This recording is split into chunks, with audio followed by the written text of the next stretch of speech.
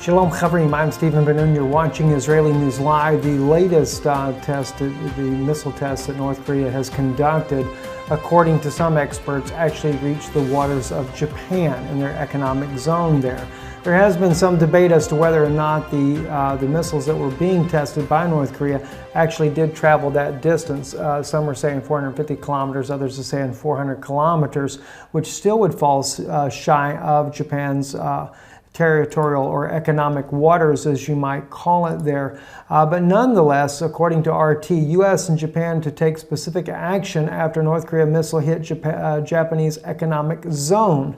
As an article that has come out there, it says Tokyo will take specific action and join forces with the U.S. to deter Pyongyang.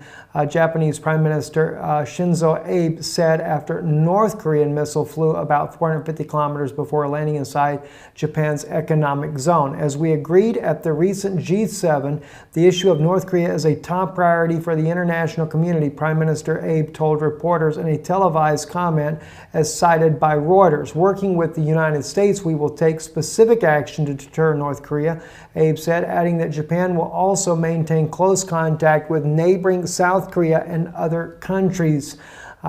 Very interesting to see how this is all going to play out. You know, one thing that I just kind of remind you guys of too that was also stated, this was stated by here on Face the Nation, CBS News there, that Mr. Mattis, Secretary Mattis stated here, war with North Korea would be catastrophic, stated Secretary of Defense Mattis there.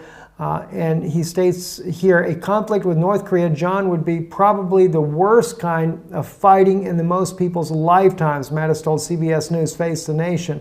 Host John Dickerson in his first official interview as a defense secretary. The North Korean regime has hundreds of artillery cannons and rocket launchers within range of one of the most densely populated cities on earth, Seoul, the capital of South Korea, Mattis said. So you can certainly see where this would definitely not be a good war whatsoever, and I'm sure every attempt is being made by the different leaders to try to avoid that. But at the same time, President Trump continues to make it known that the U.S. is not going to play around, as well as the President Abe of Japan.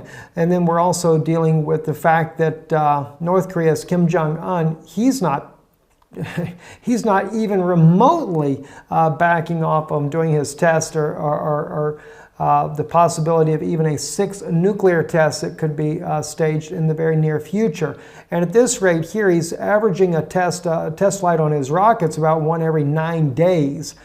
So he doesn't seem to be worried at all about the United States. And of course, Russia once again has warned that the United States to be very cautious about doing any kind of conflict in that area.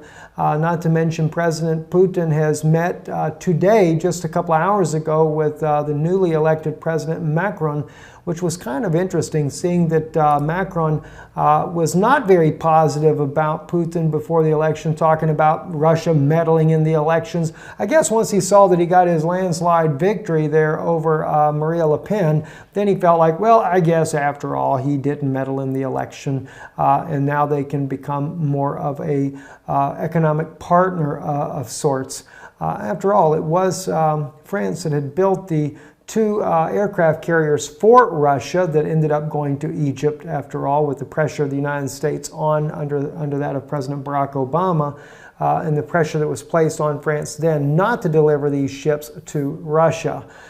So I guess they realize they want to patch up those relationships, because Russia would have been a very good economic partner for France. And of course, France and Russia have been longtime allies for many, many decades there. So is also on the anniversary of Peter the Great going to France there, that the President Putin went to France. So very interesting things that are happening there. So that's one out of all these different world leaders that seem to be against President Putin and trying to bring normal relationships back with Russia, and not so much trying to demonize them. And even President Trump has tried to do that somewhat, with a tremendous amount of opposition.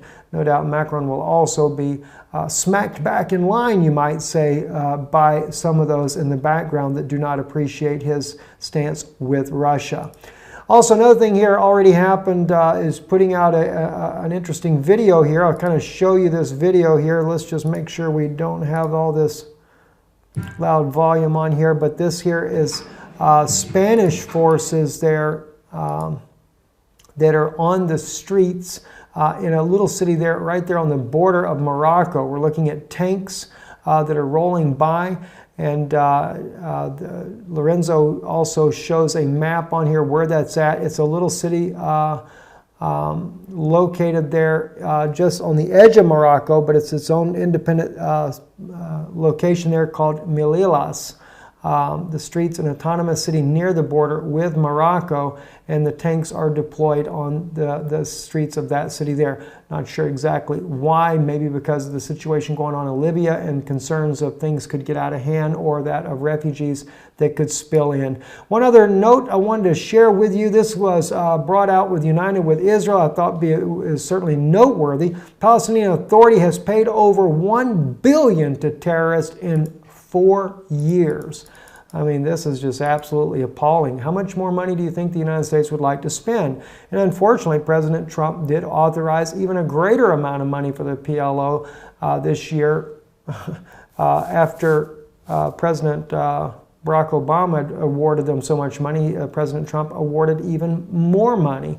But I think President Trump was hoping that there was going to be some kind of deal. And there's some reports that have been surfacing out of Israel saying that President Trump yelled at the president of the PLO, Mahmoud Abbas, saying that you promised me that you were going to work out a peace agreement over with Israel.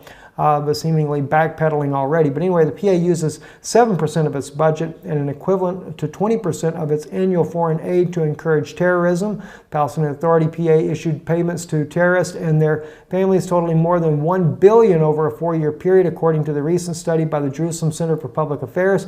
The sum accounts for 7% of the PA's budget and is equivalent to 20% of the foreign aid and the PA receives annually. 20% of foreign aid going to support terrorism. Payments are written into PA law, which declares that prisoners who are convicted of security offenses and acts of terrorism are fighting sector and integral part of the weave of Arab-Palestinian society and guarantees the financial rights of the prisoner and his family. Prisoners consequently receive a significant payment while incarcerated, as well as jobs or salaries upon their release. The time they serve behind bars also counts towards their seniority in a PA institutions. Just kind of weird.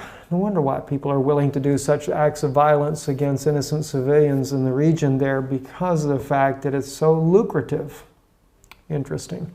It's kind of what seems to be going on in Syria and other places as well, with all the rebels that are fighting, because the more money that is offered, the more they're willing to fight there. Kind of like what President Putin said in one of the interviews that he did one time, where it was public, and he was talking about that the fighters will fight depending on whoever the highest bidder is, it'll give the most money. As we saw even in one article about Russia going to the southern borders there of in Syria, of the cities of Dara and al-Suwaid, trying to also recruit militias there, offering them $200 a month. Well, the U.S. has done very similar things as well in bringing together a free Syrian army, paying them their wages, which of course is no doubt paid for by U.S. taxpayers. I'm Stephen Ben-Nun. You're watching Israeli News Live. Don't forget, check us out on DirecTV. Most places that I'm aware of is channel 367. I did get word back from some of you that do watch Israeli News Live on the World Harvest Network in the United States there, Saturday nights, 10 p.m. Eastern, saying that it was on a channel called Channel 17 on DirecTV. So definitely check your listings there to see where that's at. We will try to update you as well as we get a better understanding about where all the broadcast goes. Anyway, I'm Stephen Ben-Nun. Thank you and God bless you. Thank you for supporting the work we do here as well. Your support is greatly appreciated, and it's what keeps us on the air around the world, bringing the latest news that we possibly can to you. I'm Stephen Ben-Nun with Israeli News Live. Shalom.